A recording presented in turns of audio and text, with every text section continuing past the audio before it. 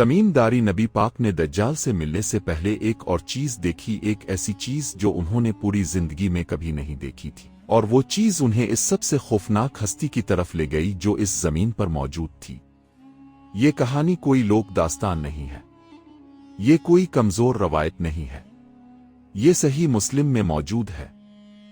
इसे नबी करीम पाक ने खुद सहाबा किराम रिजवान अल्लाह अलैहिम अजमईन के सामने बयान फरमाया, और जब अपने ये बयान फरमाया तो मस्जिद नबवी में एक सन्नाटा छा गया था जो आज भी उन अल्फाज को पढ़ने वाले के दिल पर छा जाता है।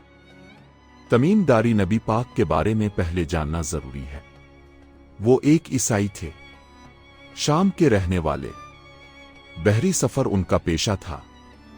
समंदर उन्हें जानता था और वो समंदर को जानते थे।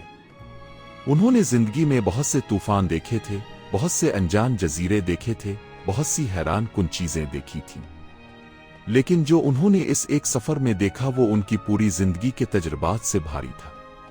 और जब वो मुसलमान हुए और मदीना आए तो उन्होंने नबी करीम पाक को ये वाकया सुनाया, और नबी करीम पाक ने न सिर्फ इसे सुना बल्कि इसे सच करार दिया और सहाबा को सुनाने के लिए मिंबर पर तशरीफ फरमा हुए। ये वाकया कुछ यूं है।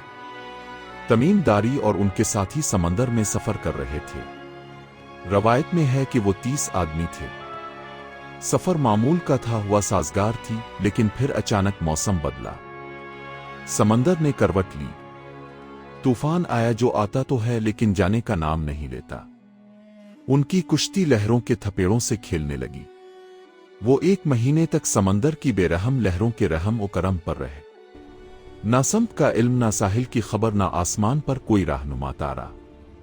और फिर एक सुबह उन्होंने एक जजीरा देखा। ये जजीरा अनजान था, नक्शों पर ना था, किसी ने बताया ना था, कभी सुना ना था, लेकिन तूफान ने उन्हें वहां ला फेंका था। वो कुश्ती से उतरे, पांव रेत पर पड़े, और तभी उन्होंने कुछ देखा। ये वो लम्हा है जो रवायत को पढ़ने वाले की सांस रोक देता है। सामने से एक जानदार आ रहा था। तमीम दारी नबी पाक ने इसे देखा और उनके मुंह से बेइख्तियार निकला कि ये क्या है। वो जानदार ना मुकम्मल तौर पर इंसान था, ना कोई जाना पहचाना जानवर। इसके बारे में रवायत में कहा गया कि वो एक ऐसी मखलूक थी जो अपने बालों में लिपटी हुई थी। इसके बाल इसके पूरे जिस्म को ढांपे हुए थे।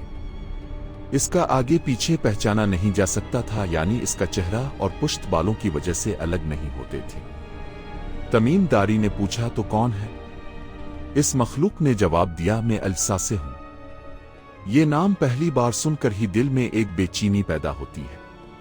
अल्सासी यानी वो जो जासूसी करे, वो जो निगरानी करे, वो जो खबरें इकट्ठी करे। लेकिन किसके लिए? किसकी निगरानी? किसकी खिदमत में? तमीम दारी ने मजीद पूछा, हमें कुछ बता, हमें कोई खबर दे। अल्सासे ने एक काम किया जो इस पूरी रवायत का सबसे हौलनाक हिस्सा है। इसने कुछ नहीं बताया, इसने सिर्फ इशारा किया। इसने कहा, जाओ इस इमारत की तरफ जाओ, वहां एक शख्स है जो तुम्हारी खबरों का बहुत मुंतजिर है।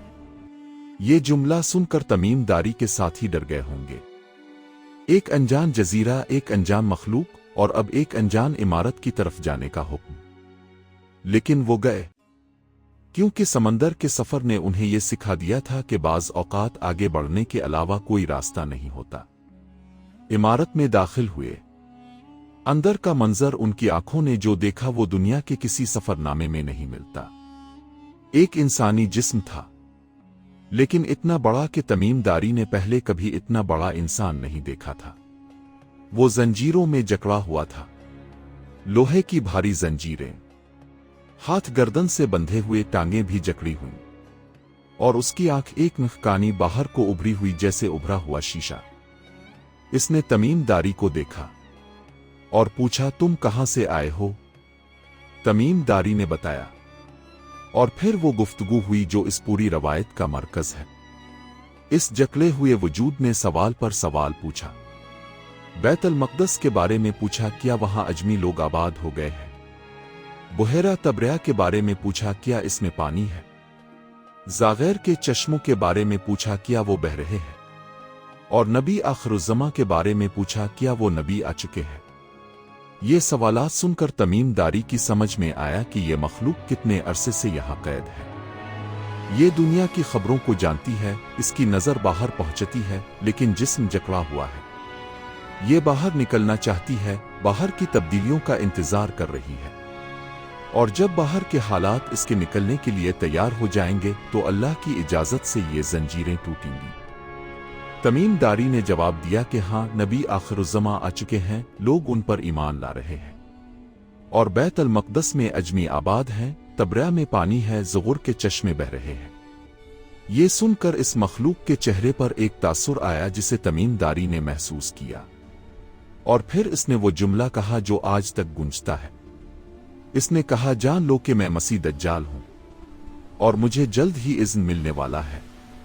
میں نکلوں گا اور زمین میں چلوں گا، اور 40 راتوں میں ہر بستی میں پہنچ جاؤں گا سوائے مکہ اور مدینہ کے، کیونکہ ان پر میرا داخلہ ممنوع ہے۔ تمیم داری نبی پاک واپس آئے، مدینہ پہنچے، نبی کریم پاک کی خدمت میں حاضر ہوئے، اپنے سنا، اپنے سچ قرار دیا، اور پھر اپنے صحابہ کو جمع کیا۔ نبی کریم پاک منبر پر تشریف فرما ہوئے اور فرمایا کہ میں تمہیں دجال کے بارے میں بتانا چاہتا ہوں۔ کوئی نبی نہیں گزرا جس نے اپنی قوم کو دجال سے نہ ڈرایا ہو۔ نوح علیہ السلام نے ڈرایا، ابراہیم علیہ السلام نے ڈرایا، موسیٰ علیہ السلام نے ڈرایا، عیسیٰ علیہ السلام نے ڈرایا، اور میں بھی تمہیں ڈراتا ہوں۔ پھر اپنے تمیم داری کا پورا واقعہ بیان فرمایا۔ اب ذرا رکیں اور سوچیں، الساسے کون ہے؟ وہ مخلوق جو بالوں میں لپٹی ہوئی ہے، جو اپنا نام تو بتاتی ہے لیکن خود کچھ نہیں بتاتی، جو صرف دجال کی طرف راستہ دکھاتی ہے، جو جاسوسی کرتی ہے، جو دنیا کی خبریں اکٹھی کرتی ہے اور دجال تک پہنچاتی ہے۔ علماء نے اس پر بہت غور کیا ہے۔ کچھ علماء کہتے ہیں کہ الساسے ایک جن ہے جو دجال کی خدمت میں لگا ہوا ہے۔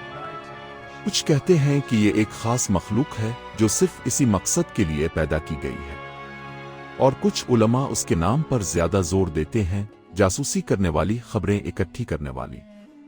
وہ کہتے ہیں کہ دجال اکیلا نہیں ہے، اس کا ایک پورا نظام ہے، ایک پوری مشینری ہے جو اس کی آمد سے پہلے کام کرتی ہے۔